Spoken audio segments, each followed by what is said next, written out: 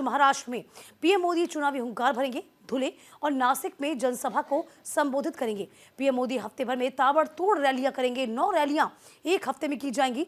महाराष्ट्र विधानसभा चुनाव के लिए हर बीतते दिन के साथ चुनावी पारा चढ़ता जा रहा है। महाराष्ट्र के धुले और नासिक में पीएम मोदी आज रैलियां करेंगे। इस बीच नासिक के पंचवटी में स्थित 300 वर्ष पुराने कालाराम मंदिर संस्थान ने पीएम मोदी को आमंत्रित भी किया और इसी के लिए कालाराम मंदिर संस्थान की ओर से उन्हें न्योता भेजा गया है। तो महाराष्ट्र में आज पीएम मोदी की चुनावी हुंकार। धुले नासिक में जनता को संबोधित किया जाएगा।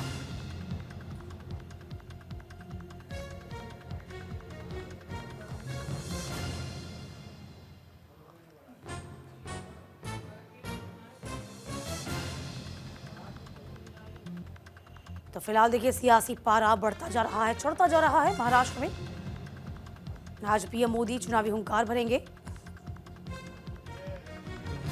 धुले और नासिक में जनसभा को संबोधित करेंगे।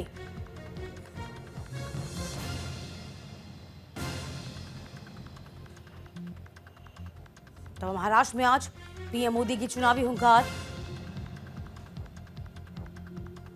300 साल पुराने कालाराम मंदिर का निमंत्रण भी स्वीकार किया गया है।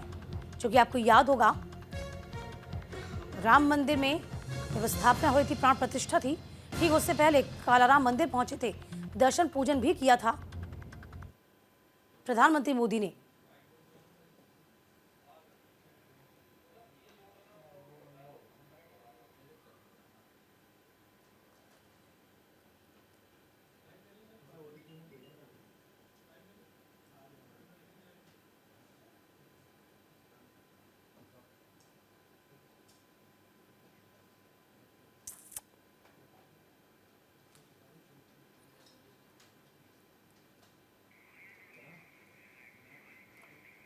तो महाराष्ट्र में आज पीएम मोदी की जनसभा है। आनंद सिंह हमारे सहयोगी दिल्ली से इस वक्त बने हुए हैं। आनंद, महाराष्ट्र में जैसे जैसे विधानसभा चुनाव नजदीक आते जा रहे हैं, वैसे वैसे सियासी पारा बढ़ता जा रहा है। एक हफ्ते में 9 रैलियां प्रस्तावित हैं। आज की कार्यक्रम की हम बात करते हैं तो क्या कुछ प्रधानमंत्री मोदी का कार्यक्रम होगा? जी बिल्कुल, अगर दीपिका बात की जाए महाराष्ट्र विधानसभा चुनाव के जैसे ही तारीखों का ऐलान हुआ था, उसके बाद से ही तमाम पार्टीज कहीं ना कहीं चुनावी मोड में आ चुकी थी। और अब बीजेपी की अगर बात करें तो बीजेपी आज से प्रधानमंत्री की 2 रैलियां हैं महाराष्ट्र में, जिसमें एक धुले और दूसरे नासिक में है। तो औपचारिक तौर पर रैलियों की आज से शुरुआत हो जाएगी महाराष्ट्र में बीजेपी को लेकर। महाराष्ट्र की अगर बात की, बीजेपी ने हर संभव कोशिश की है जो उनकी सरकार है उसको रिटेन किया जा सके, और उसके लिए तमाम चीज़ें, सीट शेयरिंग से लेकर तमाम मुद्दों पर पहले ही बातचीत कर ली गई थी। अब उसको आगे बढ़ाते हुए तमाम बड़े नेताओं को प्रवास के दौर पर या कहीं रैली के लिए भेजा जाएगा। प्रदेश में, महाराष्ट्र में पीएम की आज शुरुआत होगी, 2 जगह रैली करेंगे और उसके बाद तमाम बड़े नेता, जिसमें अमित शाह, जेपी नड्डा, उत्तर प्रदेश के मुख्यमंत्री योगी आदित्यनाथ समेत तमाम बड़े नेता, जिसमें नितिन गडकरी हैं सड़क परिवहन मंत्री, वो भी महाराष्ट्र पर जाएंगे, रैलियां करेंगे।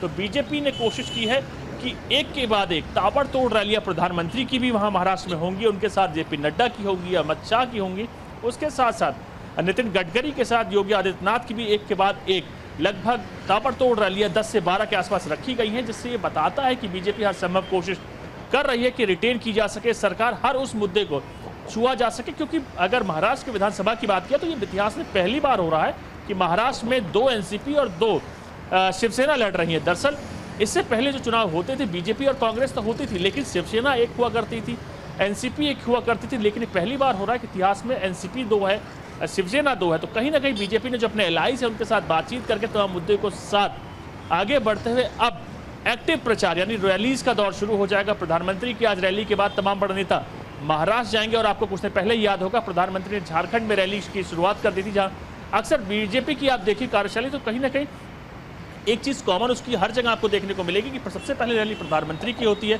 झारखंड में प्रधानमंत्री रैली कर चुके हैं, अब महाराष्ट्र का दौर है। महाराष्ट्र में पहले तमाम नेता जो कि प्रदेश के होते, चाहे देवेंद्र फडणवीस हो, चाहे एकनाथ शिंदे हो, तमाम अजीत पवार हो, वो रैलीज कर रहे थे। लेकिन अब प्रधानमंत्री की रैली के बाद तमाम बड़े नेताओं के प्रवास वहां शुरू हो जाएंगे, कई मंत्री को वहां भेजा जाएगा, उसके साथ साथ बड़े बड़े नेताओं की रैली की जाएगी। कहीं ना कहीं बीजेपी के तमाम बड़े नेता कोशिश करेंगे कि अपने उम्मीदवारों के प्रति समर्थन जुटाया जा सके और कहीं ना कहीं जीत सुनिश्चित की जा सके। जी दीपिका।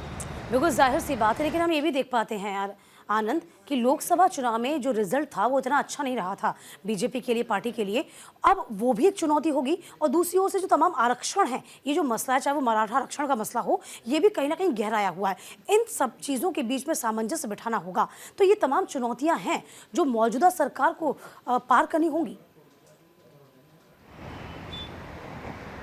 जी बिल्कुल, आपने दीपिका सही कहा। कई मुद्दे ऐसे हैं जिसको लेकर कहीं ना कहीं एनडीए सरकार असहज थी, चाहे वो मराठा रिजर्वेशन हो और उसके साथ लोकसभा चुनाव में जो उम्मीद थी उन लोगों को, उसकी उपेक्षा यानी कि उसके विपरीत रिजल्ट निकले।